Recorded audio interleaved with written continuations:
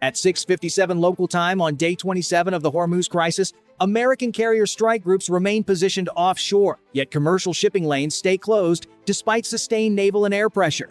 Hundreds of Tomahawk missiles remain ready aboard destroyers and submarines. But the strategic objective has not changed, because Iran's closure strategy depends less on naval confrontation and more on coastal control. Oil prices remain above $100 per barrel, shipping insurers refuse transit coverage, and global markets continue reacting to uncertainty surrounding the Strait of Hormuz's operational status after weeks of escalation. American naval commanders have demonstrated dominance across surface, subsurface, and air domains, yet the strait remains closed because the decisive layer of control lies not at sea but along Iran's coastline. Washington therefore faces a strategic dilemma, emerging slowly after nearly 4 weeks of operations. Whether maritime pressure alone can reopen Hormuz without introducing ground forces capable of holding critical terrain permanently. Iran's naval fleet itself is not the primary mechanism enforcing closure, because direct confrontation with the United States Navy would result in rapid and decisive losses across every measurable operational category. Instead, Iran controls the strait through a layered anti-access network positioned along nearly 100 miles of mountainous coastline overlooking narrow shipping corridors that compress maritime maneuver space dramatically. Mobile anti-ship missile batteries positioned inside concealed tunnel systems create unpredictable launch patterns that complicate targeting solutions and allow Iranian operators to reconstitute threat capability within hours after suppression strikes. Shore-based radar installations feed targeting data continuously to fast-attack boat formations operating within confined waters, allowing coordinated swarm tactics capable of threatening larger vessels attempting transit through narrow channels. These systems function together as a coastal denial architecture, designed specifically to offset conventional naval inferiority by transforming geography itself into a defensive multiplier, controlling access through the strait. Carrier aircraft have destroyed radar sites when exposed, cratered launch areas when coordinates became available, and neutralized fast boats whenever they moved beyond protected coastal shelter zones. However, once aircraft returned to carriers beyond the horizon, Iranian crews reposition mobile launchers from tunnel entrances and restore radar coverage before American forces can maintain continuous suppression effects. This regeneration cycle repeats within hours rather than days, allowing Iran to maintain persistent denial capability despite repeated strikes conducted across multiple phases of the campaign. 27 days of this operational pattern demonstrate that suppression alone cannot produce lasting access through Hormuz without establishing physical control over launch terrain, supporting missile deployments. Naval firepower can degrade coastal batteries temporarily, but ships cannot enter mountain tunnels where missile launchers remain concealed between firing cycles, protected from satellite surveillance and aerial detection. Airstrikes can disrupt logistics corridors temporarily, but aircraft cannot prevent Iranian crews from returning equipment to operational positions once suppression windows close and patrol coverage shifts elsewhere. Permanent neutralization therefore requires forces capable of occupying terrain, entering tunnel complexes, and preventing missile redeployment cycles that restore closure capability immediately after suppression phases conclude. The United States military possesses exactly such a capability, but it is not currently deployed within the Persian Gulf theater despite remaining on rapid deployment status inside the continental United States. That capability is the 82nd Airborne Division stationed at Fort Bragg, designed specifically for rapid forcible entry operations against defended objectives requiring immediate seizure rather than prolonged preparatory campaigns.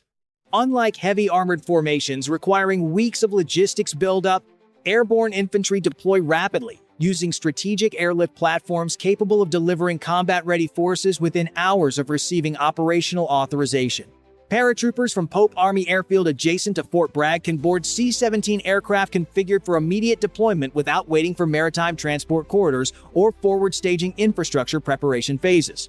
This deployment structure allows thousands of soldiers to reach operational theaters approximately 14 hours after departure, transforming political decisions into immediate military realities once authorization is issued.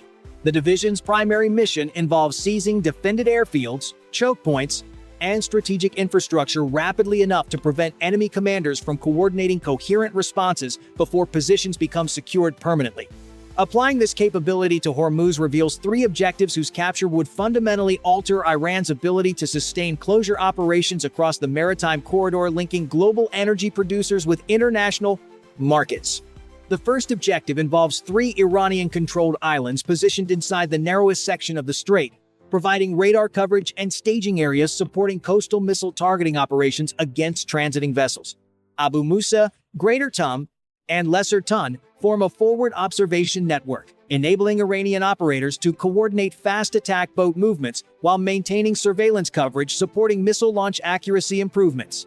Simultaneous airborne assaults onto these islands, combined with naval gunfire suppression and carrier aircraft, establishing air superiority would prevent reinforcement while enabling rapid seizure of radar installations controlling targeting networks.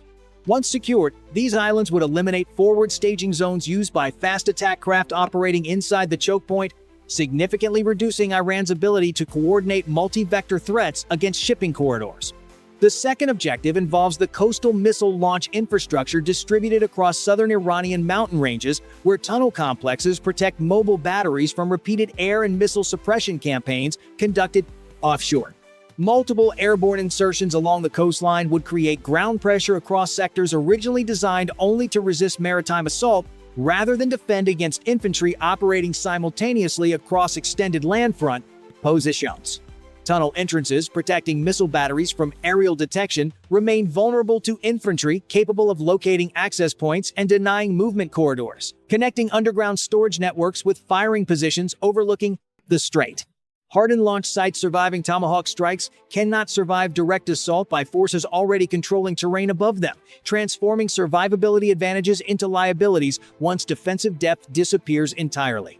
The third objective involves Kharg Island, the facility processing nearly 90% of Iranian crude exports, and therefore representing the economic backbone supporting continued military resistance throughout the crisis.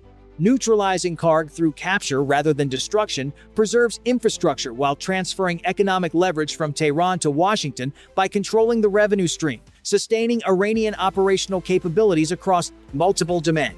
Naval fires could suppress coastal defenses surrounding the island, while electronic warfare disrupts radar networks, enabling airborne forces to secure terminals before defenders organize coordinated resistance against landing operations. Once secured, pipeline infrastructure and export terminals become bargaining instruments capable of forcing negotiations under conditions where economic pressure replaces maritime denial as the primary strategic constraint shaping Iranian decision-making. Without revenue from Kharg exports, Iran's ability to sustain prolonged closure operations declines sharply, reducing both operational flexibility and political leverage previously derived from controlling maritime access through Hormuz. Despite this operational logic, the 82nd Airborne Division has not deployed because political considerations surrounding ground force commitment remain central to decision-making inside Washington during ongoing diplomatic negotiations. Public statements emphasizing avoidance of ground operations constrain escalation pathways, meaning visible airborne deployment would transform perceptions of the conflict from maritime enforcement toward potential invasion scenarios internationally. Sequencing doctrine also influences timing, because airborne forces normally deploy only after air campaigns degrade defenses sufficiently to reduce risk levels associated with light infantry operating without heavy armored protection. Support. 27 days of airstrikes, therefore, serve not only as punishment but as preparation, intended to reduce coastal threat density before airborne insertion becomes operationally survivable across contested landing zones. A third factor involves the diplomatic window, still technically open despite repeated failures.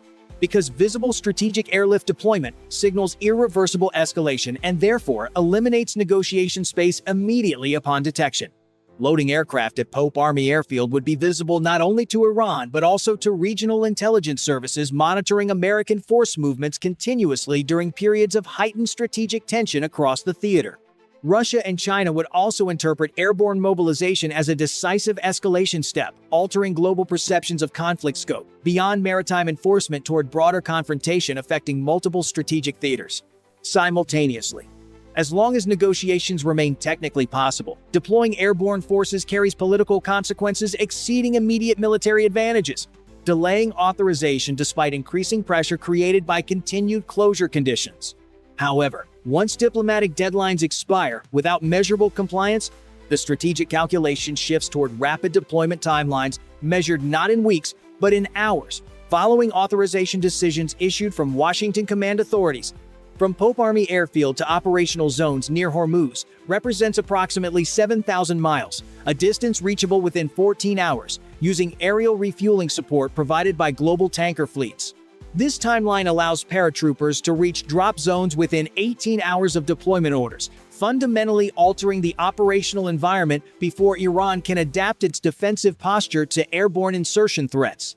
Iran has spent nearly a month calculating correctly that naval pressure alone cannot reopen the strait because closure capability originates from land-based missile infrastructure rather than surface fleet strength.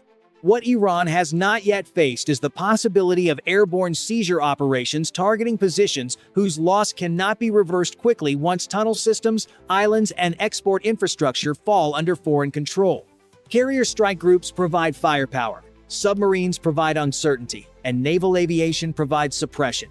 But none provide the terrain control necessary to eliminate closure capability permanently across Hormuz's narrow geography. Iran constructed its coastal denial network precisely because geography allows land-based systems to dominate maritime movement within the strait more effectively than conventional naval confrontation in open ocean environments. Opening Hormuz, therefore, cannot remain purely a naval problem for the United States, because Iran's closure strategy depends fundamentally on ground-based infrastructure controlling access through constrained maritime channels. The decisive capability required to alter this balance remains positioned at Fort Bragg, where airborne forces continue waiting on 18-hour notice for authorization, transforming contingency planning into operational reality across the theater. 18,000 paratroopers represent the only formation capable of simultaneously seizing islands, clearing coastal missile corridors, and securing Kharg Island before Iran reorganizes defensive structures supporting closure operations. The Navy has demonstrated reach, persistence, and firepower throughout the crisis, but reopening the strait permanently requires a force designed not only to signal presence, but to seize and hold decisive terrain.